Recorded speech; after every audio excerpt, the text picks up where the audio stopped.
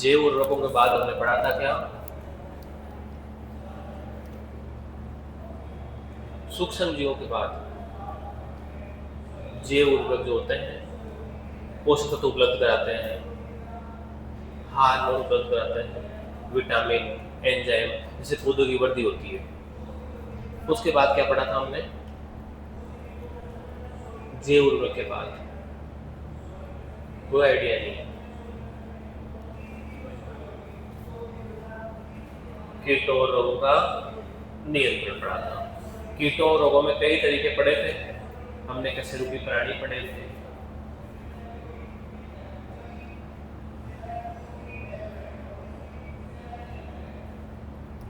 अब हमें आज क्या पढ़ना है? टिकाऊ खेती। ये तो पढ़ लिया था ना, कीटों और रोगों के नियंत्रण में गौमूत्र का उपयोग, कितना पानी होता है, कितने % खनिज लवण होंगे इसमें, गौमूत्र में कितने % खनिज लवण होते हैं? 2.5%। और यूरिन जो है मूत्र होता है उसमें यूरिया कितना होता है? नाइट्रोजन 2.5 और 95% पानी। जो हमने लास्ट लिखा है 2.5% पोषक तत्व, लवण, हार्मोन्स, इनमें कौन कौन से तत्व पाए जाते हैं? क्या इसमें आयरन होता है? आयरन। गौमूत्र में आयरन होता है? सोना, चांदी होता है? आज जो हम बात करेंगे वो किसकी बात करेंगे? टिकाऊ खेती, सस्टेनेबल एग्रीकल्चर। देखो टिकाऊ खेती होती क्या है, कॉन्सेप्ट समझना। टिकाऊ खेती का मतलब होता है लंबी चलने वाली खेती। कौन सी? लंबी चलने। और ये लंबी चलना किस पर डिपेंड करता है? अच्छी मृदा पर। जैसे हमें दूर तक जाना हो, दूर तक जाना हो तो मजबूत क्या होनी चाहिए? चप्पल मजबूत होनी चाहिए। क्या मजबूत होनी चाहिए? चप्पल मजबूत नहीं हो तो कांटे कट जाएंगे, कटेगी नहीं, या रोड के जो पत्थर है वो चुभेंगे। तो मजबूत क्या होनी चाहिए? सरफेस होनी चाहिए। तो अपने तो नीचे क्या है? चप्पल है, जूते होंगे, सैंडल होंगे, तुम्हारे क्रॉक्स होंगे। नए आदमियों को सैंडल चप्पल तो नहीं करते होंगे, कोई चप्पल शब्द का यूज थोड़ी करता है आजकल। अरे चप्पल ही कहते हो, नहीं चेंज कर दिया कोई, चप्पल ही चल रही है। तुम अंग्रेज आदमियों स्लीपर कह सकते हो, तुम्हारा कोई भरोसा नहीं। हमारे टाइम में स्लीपर एसी कोच हुआ करता था, बाकी ट्रेन ही थी। चलिए हम बात कर रहे हैं किसकी? टिकाऊ खेती। टिकाऊ खेती मतलब लंबी चलने वाली खेती। अब बीज तो हर साल नया आता है, खाद उर्वरक नया आता है, पोषक तत्व नए आएंगे, एनवायरनमेंट चेंज होगा, पानी देते रहेंगे। परमानेंट चीज कौन सी है? मृदा। अगर मृदा खराब नहीं होगी और उस पर लंबी खेती करेंगे तो उस खेती को क्या कह दोगे? टिकाऊ खेती। पीछे वाला जो बालक है ना, छोटा वाला बालक, आ गया बेटा, बस तेरे बिना मेरा मन नहीं लगता यार, आ गया देखा।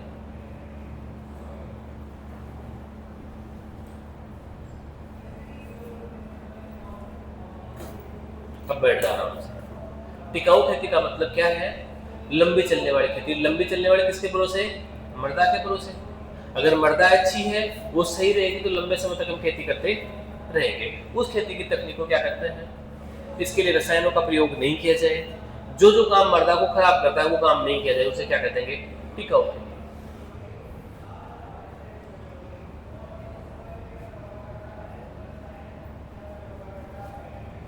इन्होंने कई प्रयोग किए हैं 1980 के आसपास अंतरराष्ट्रीय स्तर पर। फिर लगातार अलग अलग पानी, खूब पानी देना, कम पानी देना, रसायनों के प्रयोग। तो धीरे धीरे मृदा खराब हो रही थी, तो हमने किसकी तरफ फोकस किया? फिर टिकाऊ की थी, क्योंकि धीरे धीरे उत्पादन में क्या आ रही थी? गिरावट आ रही थी, मृदा की उर्वरता भी क्या हो रही थी? कम हो रही थी। अब भविष्य के लिए संभाल के रखना है तो अपने को उसको बंद करना पड़ेगा। अपने को पहली चीज ध्यान रखनी है, विश्व का पहला पर्यावरण सम्मेलन, विश्व का पहला पर्यावरण सम्मेलन कब हुआ था? 1972 में। कहाँ हुआ था? स्टॉकहोम। ये कहाँ है? स्वीडन। और स्वीडन कहाँ पड़ता है? स्पेन में। तो विश्व का पहला पर्यावरण सम्मेलन जो है वो कहाँ हुआ था?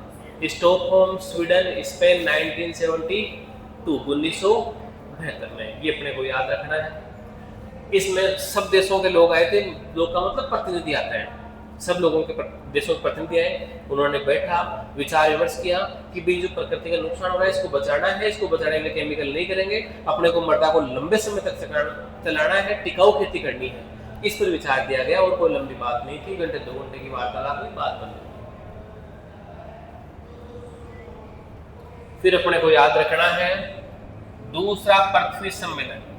कौन सा याद रखना है? सेकेंड अर्थ सम्मेलन। ये कब स्टार्ट हुआ था? ये कब का है? 1972 रियो दी जेनेरिया। कहाँ हुआ था? रियो दी जेनेरिया। और ये कहाँ पड़ता है? ब्राजील में। पहला पर्यावरण सम्मेलन तो कहाँ हुआ था? 1972 में स्वीडन स्टॉकहोम में, स्पेन में। और दूसरा पृथ्वी सम्मेलन पहला हो चुका था पहले, दूसरा पृथ्वी सम्मेलन कब हुआ था? 1992 रियो दी जेनेरियो। और कहाँ पड़ता है ये? ब्राजील। फिर बात करेंगे टिकाऊ खेती की परिभाषा की। जो टिकाऊपन है ये एक छोटा शब्द नहीं है, बहुत बड़ा शब्द है, जिसका जो चीजें हम उपयोग करते हैं, जैसे खाद, उर्वरक, पेस्टिसाइड जो भी करते हैं, उनसे मृदा खराब है और लंबे समय तक चलती रहे। इसका अर्थ होता है किसी घटक की उत्पादन क्षमता को, जो उत्पादन देने की क्षमता है, उसको लंबे समय तक निरंतर बनाए रखना। अब मृदा खेती कर सकती है तो मृदा में पौधे उगने की क्षमता, पौधे से उत्पादन की लंबे समय तक चलती रहे, उसी का मतलब क्या होता है? टिकाऊपन। क्या होता है? टिकाऊपन, सस्टेनेबिलिटी। परिभाषा की बात करें तो ऐसी कृषि पद्धति जो भूमि की उत्पादकता व लाभप्रदता को कोई विशेष परिवर्तन किए बगैर उत्पादन को बरकरार, मतलब लंबे समय तक रखे, उस खेती को क्या कहते हैं? क्या कहोगे? टिकाऊ खेती। अगर हम उत्पादकता को परिभाषित करना चाहें, भाई उत्पादकता क्या होती है? उत्पादकता मतलब प्रति हेक्टेयर उत्पादन, जिसमें दो चीजें आएगी। पहली, उत्पादन का मान, मतलब कितना उत्पादन अपने को मिला है। दूसरा, प्राकृतिक धरोहर पर कितना प्रभाव पड़ा है, जो चीजें हैं उनका दोहन कितना हुआ है, मृदा में कितनी उर्वरता कम हुई है। और उससे बटे में क्या लिख देंगे? निवेश का मान, कितना पैसा मेरे को निवेश करना पड़ेगा, कितना मिला, उस मिले हुए में क्या जोड़ देंगे? प्राकृतिक धरोहर, और कितना आपने निवेश किया है।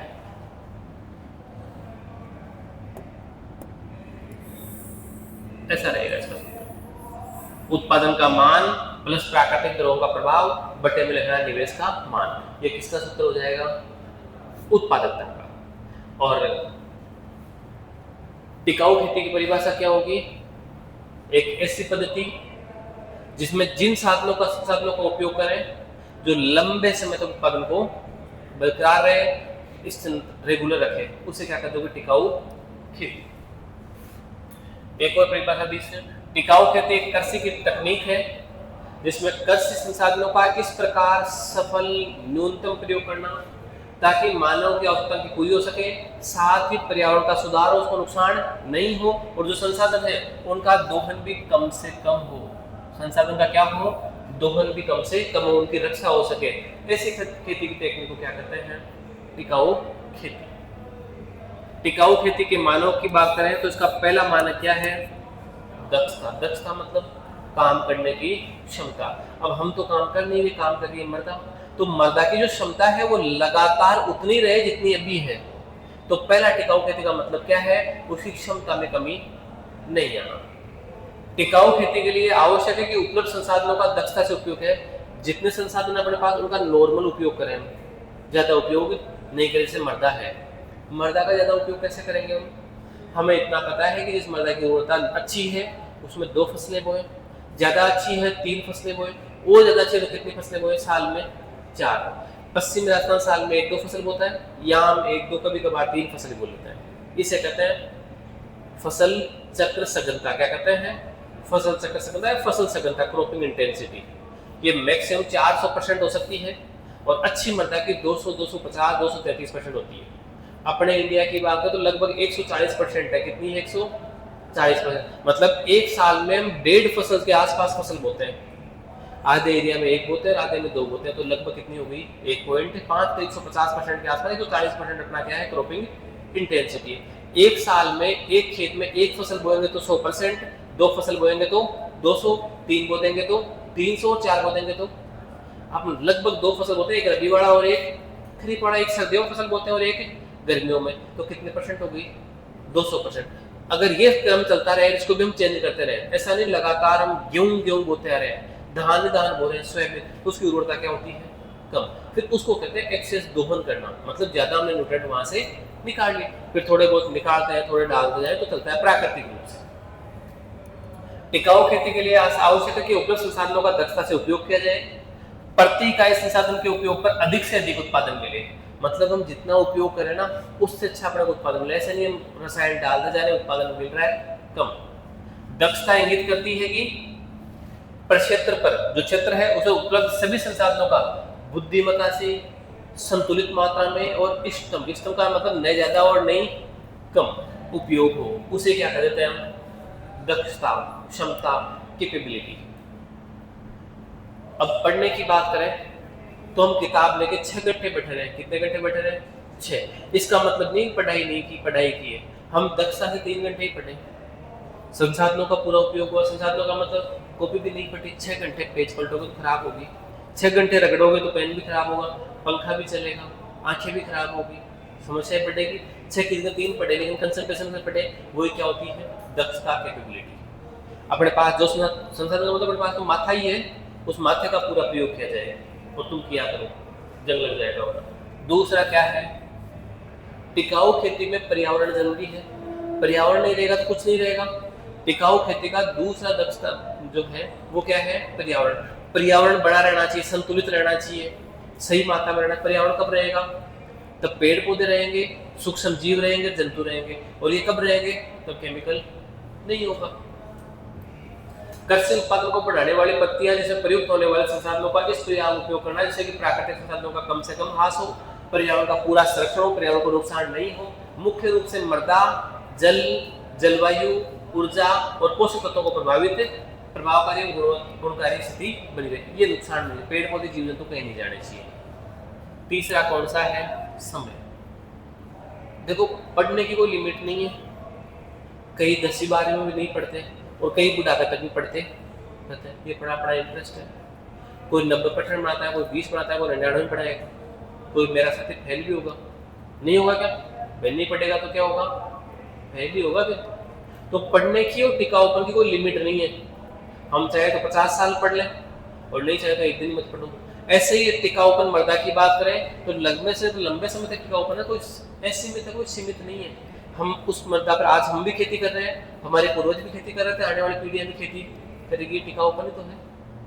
वैसा कोई फिक्स अवधि है, लंबे समय तक ये काम चलता रहेगा। और टिकाऊपन का मतलब नहीं कि हम कब तक खेती करेंगे, जब तक होती जाए तब तक हम नहीं करेंगे, तो आने वाली पीढ़ी आने वाली तो और आने वाली पीढ़ियां करती रहेगी, ये टिकाऊपन है। टिकाऊपन की कोई समय सीमा तो है नहीं, अनंत है, पीढ़ी आती रहेगी, खेती होती रहेगी। दीर्घावधि तक कृषि की नई तकनीकों का प्रभावी व गुणकारी स्वभाव कायम रखने को टिकाऊपन बनाया जाता है। सीधा ध्यान रखना कि टिकाऊपन की कोई अवधि नहीं है, लंबे समय तक चलेगा।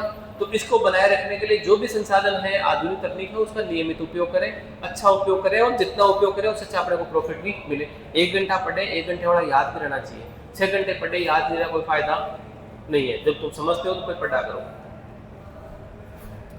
फिर पढ़ेंगे टिकाऊ खेती के सिद्धांत। सिद्धांत क्या होते हैं? भी सिद्धांत का मतलब होता है कुछ नियम जिसके आधार पर टिकाऊ खेती चल रही हो, या हम जिसके लिए टिकाऊ खेती करना चाहते हैं, वो क्या कराते हैं? टिकाऊ खेती के सिद्धांत।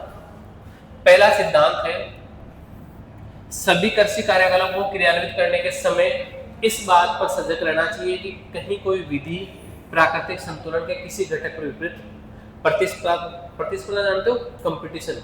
मतलब हम यूरिया डालेंगे तो सूक्ष्म जीव मरेंगे, मतलब यूरिया डालने से सूक्ष्म जीव पर नुकसान हो रहा है तो फिर यूरिया नहीं डालना, ये उनके लिए प्रतिस्पर्धा है। इधर केमिकल बढ़ रहा है, उधर सूक्ष्म जीव नष्ट हो रहे हैं। जितने सूक्ष्म जीव नष्ट हो रहे हैं, जैसे मान लो अपने कीटनाशक डाला, कीट मर रहे हैं, अच्छी चीज है कीट मरना, लेकिन कीटों के साथ साथ पक्षी मर रहे हैं, तो फिर ये फिर प्रतिस्पर्धा हो गई। जितने कीट मर रहे हैं उतने पक्षी भी कम हो रहे हैं, तो फिर इसके सामने बैठेगा नहीं मामला। प्रभावी नहीं डाल रही है, यह कृषि पारिस्थितिकी के घटकों को सामंजस्य होनी चाहिए। टिकाऊ खेती जो है वो एनवायरमेंट, नेचर, मृदा, सूक्ष्म जीव, पेड़ पौधे, तो इनके सामंजस्य होने चाहिए। मतलब किसी में भी कोई नुकसान नहीं हो, एक चीज बढ़े और एक कम हो जाए उससे कोई फायदा नहीं है, ऐसी नहीं होनी चाहिए, पहला सिद्धांत। दूसरा, परंपरागत वह देसी तकनीक को परिष्कृत करने के बजाय नई तकनीकों के साथ इसका सामंजस्य प्रेरित करें। मतलब हमें केमिकल का उपयोग नहीं करना, केमिकल का उपयोग नहीं करेंगे तो हम कहाँ पहुंच जाएंगे, पारंपरिक खेती में उत्पादन क्या हो जाएगा, कम। तो फिर उत्पादन में सामंजस्य नहीं बैठा पाए, हमने केमिकल छोड़ा तो उत्पादन भी क्या हो गया, कम हो गया। तो हम केमिकल की जगह कोई बायोलॉजिकल चीज का उपयोग करें जिससे उत्पादन भी कम नहीं हो और खेती भी टिकाऊपन रहे, खेती भी कार्बनिक हो और मृदा भी स्टेबल रहे। तो ऐसी टेक्निक वाले को क्या कहते हैं, जैविक खेती का सिद्धांत। और ऐसा क्या था, रसायनों के जगह जैव रसायनों का उपयोग करना, प्राकृतिक संसाधनों का उपयोग करना, हरी खाद डालना, यही था। नीम की पत्तियों का प्रयोग करना, ये सब था। परंपरागत और देसी तरह से तकनीकों की परिष्कृत करने के बजाय पहले वापस जाने से अच्छा है कि नई आधुनिक तकनीक जो है उसके साथ तालमेल बिठाया जाए। तीसरा है सभी उत्पादक एवं लाभप्रद कृषि क्रियाओं का समावेश पर जोर दें। जो भी उत्पादन को बढ़ाता है और लाभकारी है उन पर जोर देना चाहिए। ऐसा नहीं कि उत्पादन को बढ़ा रहा है और लाभ नहीं दे रहा है, उस पर फोकस नहीं करना चाहिए। प्राकृतिक संसाधनों का संरक्षण करने वाली पुरानी और नई तकनीकों को कृषि कार्यकलापों में शामिल करना चाहिए। मतलब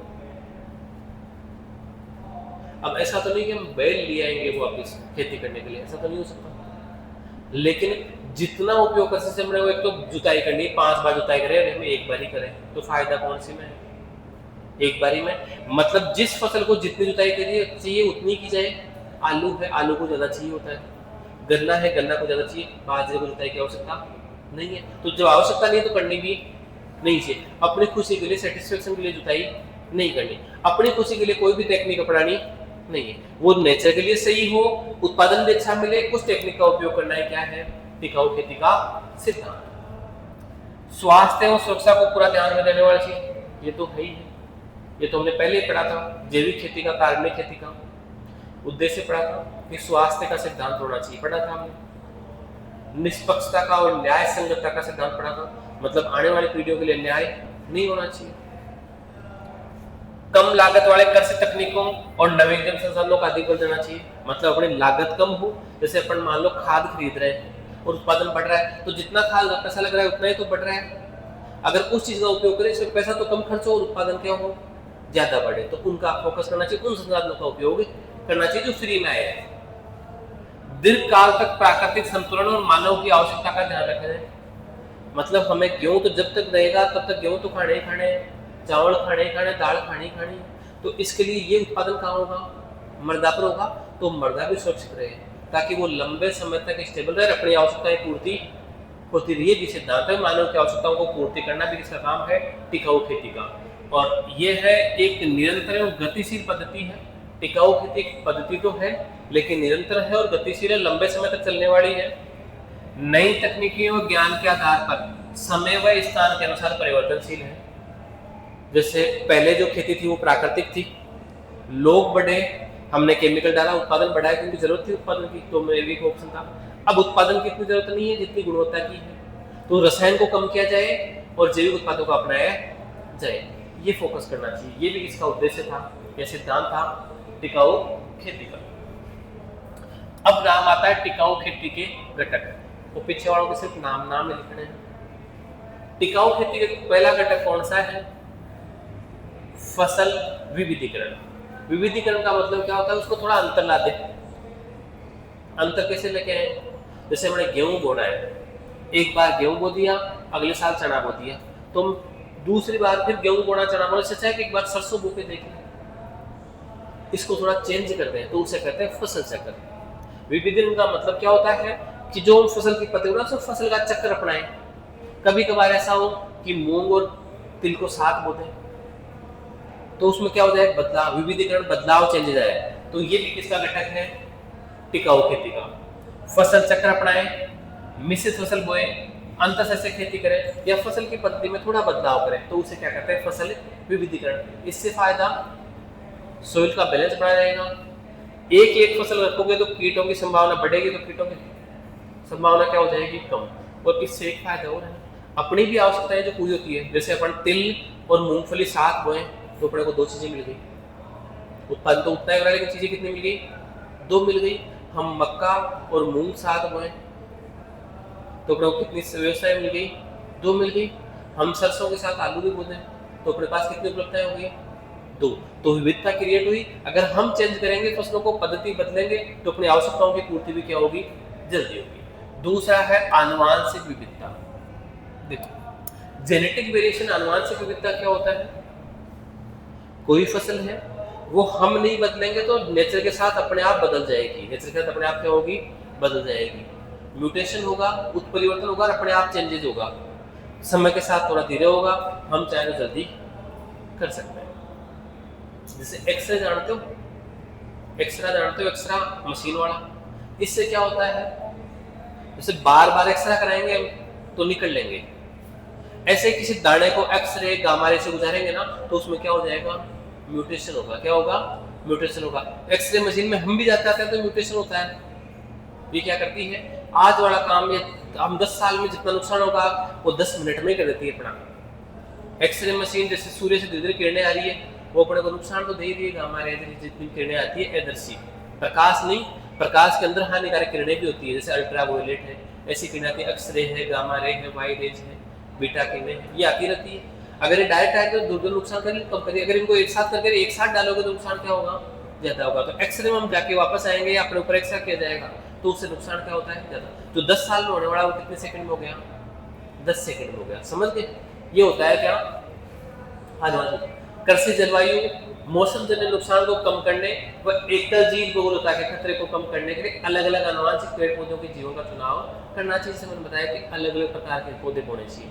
मक्का बोई, मक्का के साथ धान बोया, चेंज करते रहे तो कभी खत्म होने का चांस नहीं है, अपने को वैरायटी मिलती रहेगी और कभी पौधा नष्ट भी नहीं होगा, लंबे समय तक चलता रहेगा। ये समन्वित पोषक तत्व प्रबंधन, इंटीग्रेटेड न्यूट्रिएंट मैनेजमेंट, INM, ये इंटीग्रेटेड नाम याद रखना।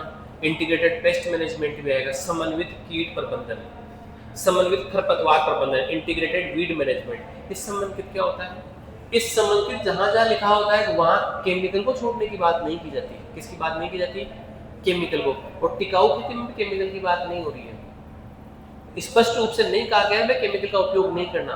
इन्होंने कहा कि इतना ही उपयोग करो ताकि इसको मृदा को नुकसान नहीं हो। जर्दा उतना ही खाओ जब तक कैंसर नहीं हो, जर्दा छोड़ने की बात नहीं की है। ऐसा नहीं है जर्दा छोड़ो तानसेन शुरू कर दो, ऐसी स्कीम नहीं है। टिकाऊ खेती का मतलब है मृदा लंबी चलती रहे, शरीर को नुकसान नहीं हो, शरीर लंबा चलता है, पर्यावरण को नुकसान नहीं हो, पेड़ पौधों को नुकसान नहीं हो, ये बात है। अब इसके लिए क्या सही है क्या गलत है वो तुम देख लो। अलग अलग क्षेत्रों के लिए अलग अलग परिस्थितियां हैं, जनसंख्या ज्यादा है, खाद्यान्न की आवश्यकता ज्यादा है, तो खाद्य उर्वरक अपने को डालने ही पड़ेंगे। उस समय उतना डालो कि अपनी पूर्ति हो जाए और धीरे धीरे कार्बनिक की तरफ बढ़ावा किया जाए। अब इंटीग्रेटेड समन्वित का मतलब क्या होता है कि जितने भी संसाधन से मान लो मृदा में पोषक तत्व डालने हैं, क्या डालने हैं मृदा में, अब अपने पास गोबर की खाद भी है, वर्मी कंपोस्ट भी है, कंपोस्ट भी है, यूरिया भी है, DAP भी है, सारी चीजें हैं। तो फिर समन्वित का मतलब क्या हो, सभी का प्रयोग करना समन्वित कहलाता है। सभी का प्रयोग करना क्या कहलाता है, समन्वित। अब अपनी सुविधाएं देखिए, अपना पैसा कम किसमें लगेगा वो चीजें प्रयोग करें। पौधे को अगर नहीं प्रयोग करेंगे तो नुकसान नहीं होना चाहिए। मान लो अपने को इंस्टेंट जरूरत पड़ेगी नाइट्रोजन की, अर्जेंट में नाइट्रोजन जो है, पौधे को पौधा पीला पड़ने लगे तो गोबरी खाद डालोगे तो काम नहीं करेगा। उस समय किसकी आवश्यकता होगी, नाइट्रोजन या यूरिया उतना ही डाला जाए जितना पौधा का काम चल जाए और अपने पैसे कम से कम खर्च हो। तो ऐसे टेक्निक या ऐसे प्रकार से प्रबंधन करना किसी भी पोषक तत्व का, उर्वरक का, खाद का, किसी भी कीटनाशक का। जब मैं कीटनाशक की बात करूंगा तो कीटों के नियंत्रण के लिए, खरपतवारनाशक का खरपतवार के नियंत्रण के लिए वो वीड मैनेजमेंट हो जाएगा और इंसेक्ट मैनेजमेंट हो जाएगा, इंटीग्रेटेड रहेगा।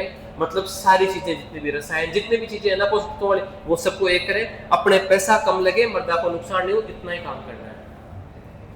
विभिन्न जैविक और अजैविक स्रोत, अजैविक का मतलब सीधा सीधा क्या हो गया, रसायन मिक्सर तो होगा, तथा प्रबंधन कारकों के उचित समन्वय द्वारा बेहतर समन्वय तरीके से फसलों की आवश्यकता को पूरी की जाए। फसलों की आवश्यकता को पूरा किया जाए, अपना भी पैसा से कम लगे और रसायनों से भी कम से कम करे और मृदा भी लंबी चले। ऐसा नहीं अपनी सुविधा में थोड़ा यूरिया डाल दिया बात खत्म, लेकिन उससे पेड़ पौधे जीव जंतु भी तो मर रहे हैं। जहां तक जरूरत बिल्कुल अर्जेंट हो गई तब तो यूरिया डाल लिया, तब तो समन्वित है। जरूरत नहीं है फिर भी डाल रहे हैं, वो फिर गलत होगा। जैविक अजैविक क्या कहते हैं, कार्बनिक अकार्बनिक रासायनिक सबका प्रयोग करना, लेकिन सीमित मात्रा में प्रयोग करना, जितनी आवश्यकता है उससे ज्यादा प्रयोग नहीं करना। उसके बाद था समन्वित, जो मैंने बताया था नाशीजीव प्रबंधन, integrated pest management.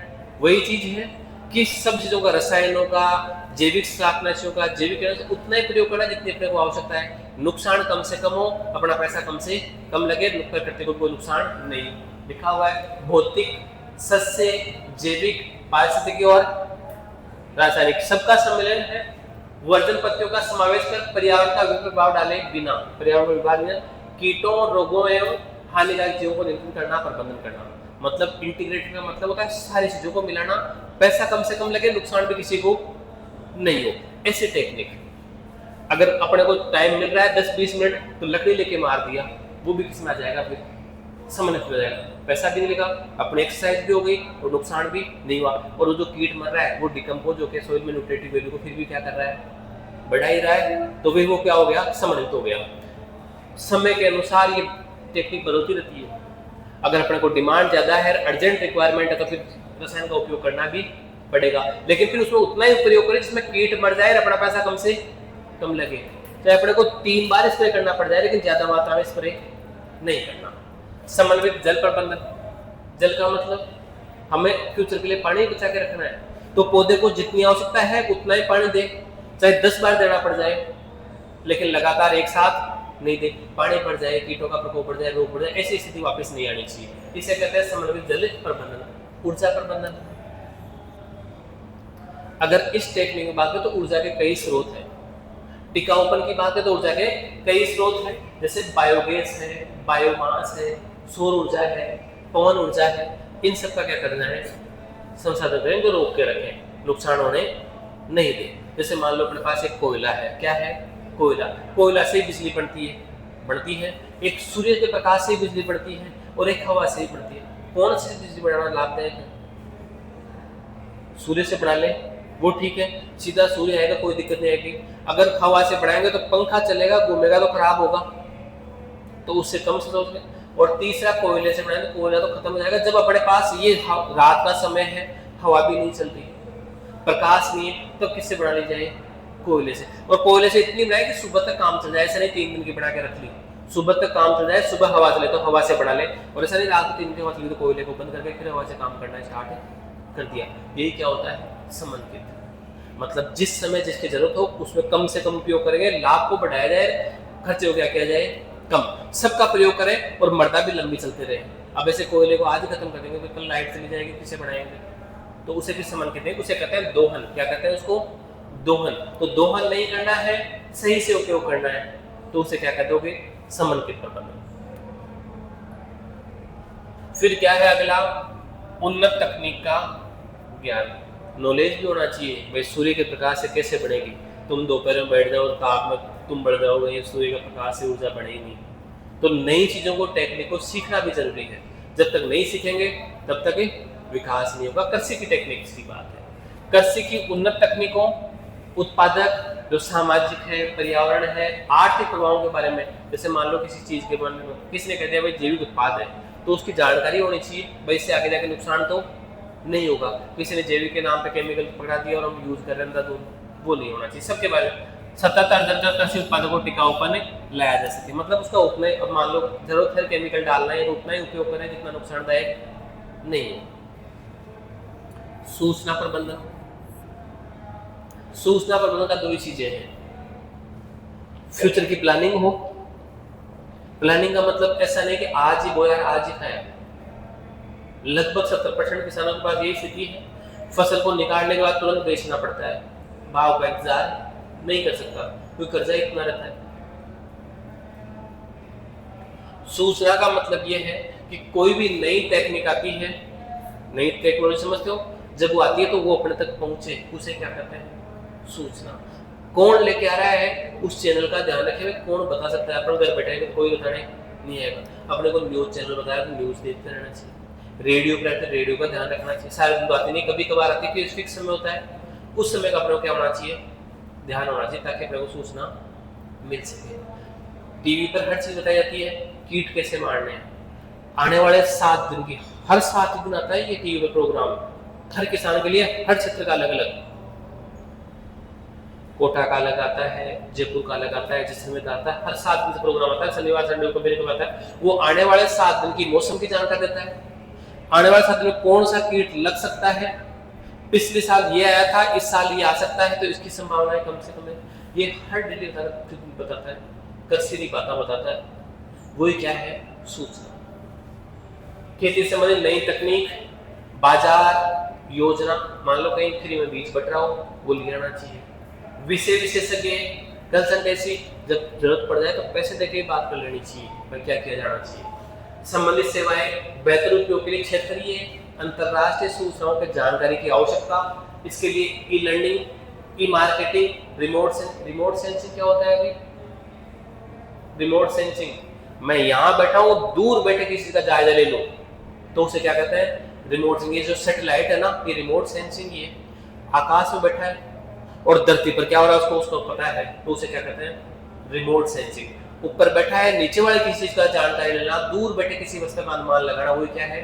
Remote sensing. कुछ तत्वों के आधार पर भविष्य का अनुमान लगाना, वो क्या है? वेदर फोरकास्टिंग, भविष्यवाणी। भविष्यवाणी अलग चीज होती है, भविष्यवाणी अलग होती है, रिमोट सेंसिंग अलग होती है। रिमोट सेंसिंग का मतलब जो घटना हो रही है उसी को उसी समय बता देगा, लेकिन दूर से बता पाएगा, वो भविष्यवाणी नहीं है, वो तो रिमोट सेंसिंग है। अभी नीचे क्या हो रहा है, धूप है नहीं है, वो बता देता है। कल बरसात होगी नहीं होगी, ये पूर्वानुमान है, ये भविष्यवाणी है। तो ये रिमोट सेंसिंग। इंटरनेट का उपयोग करें, मोबाइल ऐप का उपयोग करें, जीपीएस का उपयोग करें। जीपीएस वही रिमोट सेंसिंग वाला टेक्निक है। इस्तेमाल खेती के प्रबंधन को दक्ष बनाया जाए। खेती के बारे में अपन खेती पढ़ रहे हैं, तो खेती के बारे में क्या किया जाए? मजबूत किया जाए। ये क्या है? टिकाऊ खेती। बहुत कम लिखना है आज,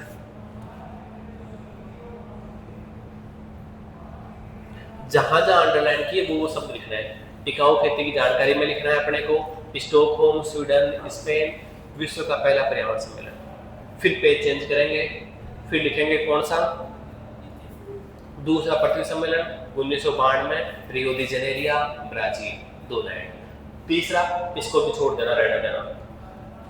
ये टिकाऊ खेती का ये तो लिख लेना, शब्द का अर्थ तो, बाकी इसको रहने दो। ये इसके उत्पादन का सिर्फ सूत्र लिखना है। फिर टिकाऊ खेती की परिभाषा ये वाली लिखनी है। फिर टिकाऊ खेती के मानक, पहला मानक दक्षता, सिर्फ शब्द लिखना है। दक्षता का मतलब समझते हो क्या होना? परिपूर्ण होना, कैपेसिटी होना, कैपेबिलिटी होना, लंबे समय तक काम करने की क्षमता। पर्यावरण, समय, सिर्फ पॉइंट लिखने हैं। टिकाऊ खेती के सिद्धांत, ये 8 सिद्धांत आपको लाइन से लिखने पड़ेंगे। और सिद्धांतों के बाद क्या लिखना है? घटक। घटकों के सिर्फ नाम लिखने और कुछ भी नहीं लिखना। जैसे समन्वित कीट प्रबंधन तुम्हें पता होना चाहिए, समन्वित कीट प्रबंधन होता क्या है, बाकी पूरा लिखने की जरूरत नहीं, लिखा जाए।